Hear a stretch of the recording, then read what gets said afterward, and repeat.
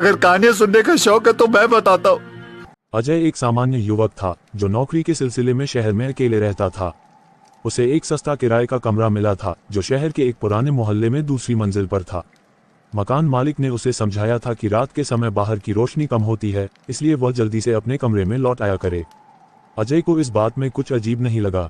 वह अपनी दिनचर्या में व्यस्त हो गया और काम के बाद जल्दी से घर आकर सो जाता था। लेकिन एक रात जब वह देर से लौटा तो उसे गलियारे में एक अजीब सी सर्द हवा का एहसास हुआ।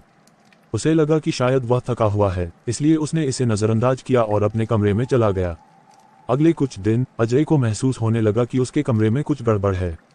उसे अक्सर ऐसा लगता कि कोई उसे देख रहा है। कभी कभी रात को उसके कमरे में हल्की फुसफुसाहटें सुनाई देती, लेकिन जब वह उठकर देखता तो कुछ नहीं होता। एक रात जब वह बिस्तर पर लेटा हुआ था, उसे लगा कि कमरे में कोई और भी है।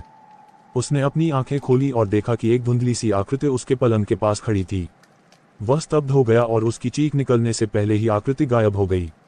वह पूरी रात सो नहीं पाया और अगले दिन वह बेहद बेचैन था।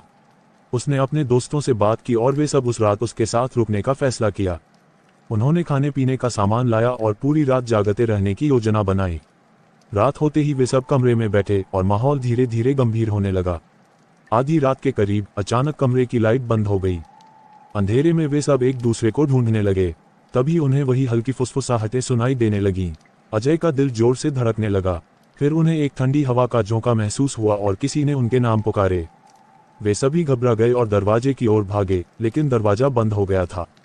अचानक कमरे में एक तेज चीख गूंज उठी। वे सभी कांपते हुए अपने चारों ओर देखने लगे। तभी कमरे के कोने में एक छाया प्रकट हुई। ये वही धुंधली आकृति थी जो अजय ने पहले देखी थी। अब वह धीरे धीरे उनकी ओर बढ़ रही थी।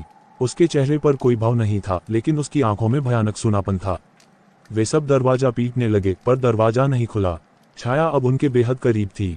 अजय की हिम्मत जवाब देने लगी और उसने जोर से प्रार्थना करनी शुरू कर दी। तभी दरवाजा खुद ब खुद खुल गया और वे सभी बाहर भाग निकले। वे नीचे की ओर दौड़े और मकान मालिक के पास पहुंचे। अजय ने उसे सब कुछ बताया। मकान मालिक ने गहरी सांस ली और कहा, मैंने तुमसे कहा था कि रात को जल्दी आ जाना। ये कमरा पहले एक युवा लड़की का था जिसने यहाँ आत्महत्या कर ली थी। उसके बाद से उसकी आत्मा यहाँ भटकती रहती है। जो भी उस कमरे में रात के समय अकेला होता है, उसे वह परेशान करती है। अजय के दोस्तों ने उसे तुरंत वहां से कमरा बदलने की सलाह दी। अगले दिन अजय ने वह कमरा छोड़ दिया और दूसरे इलाके में रहने चला गया। लेकिन वह घटना उसके दिमाग में हमेशा के लिए बैठ गई। वह कभी नहीं भूल सका कि कैसे उसने मौत को इतने करीब से महसूस किया था। अजय ने वह कमरा छोड़ तो दिया था, लेकिन वह दूसरी मंजिल का रहस्य और उस लड़की की आत्मा हमेशा उसके दिल में डर के एक काले धब्बे की तरह बनी रही। मुझे उम्मीद है कि आपको ये कहानी पसंद आएगी। अधिक कहानियों के लिए आप मेरे चैनल को सब्सक्राइब कर सकते हैं।